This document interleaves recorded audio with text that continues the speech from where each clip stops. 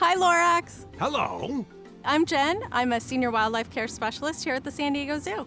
What's it like caring for hippos? Hippos are so much fun to work with. Oh, yeah? What do they do all day? Hippos usually sleep during the day, but other times they can be sassy and spunky and really silly. I bet they eat a lot. What's feeding time like?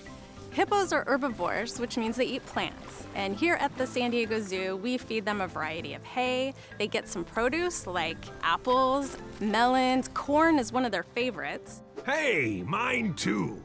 They eat about 80 to 90 pounds of grass every night in Africa. What do you think of my hippo impression? Pretty good, but it could use a little work. Hey, is that a baby hippo? Well, actually, that's a pygmy hippo. We have two species of hippo here at the San Diego Zoo. We have river hippos and pygmy hippos. They're so little. Pygmy hippos are much smaller. That right there is an actual baby pygmy hippo, and we call it a calf.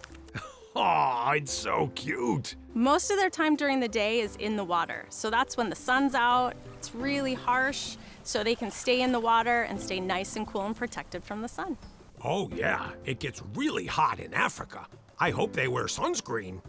Hippos have their own sunscreen. It's built right in. It's a mucus that they secrete that when it dries on them, it crystallizes and it creates this force field and it locks in moisture, helps keep them nice and cool and hydrated, but also reflects the sun's rays.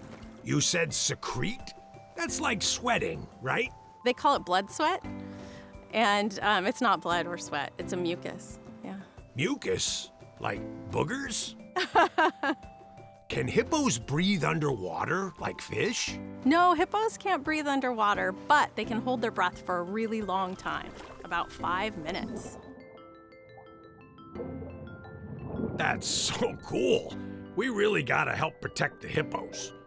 The San Diego Zoo works with conservancies in Africa to help the river hippo. They work on restoring their habitat and also making sure that they have grazing areas.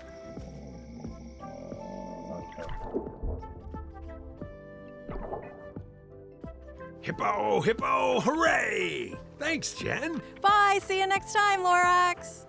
You can help protect hippos and other freshwater animals by saving water, like turning off the tap while brushing your teeth to keep rivers and lakes full.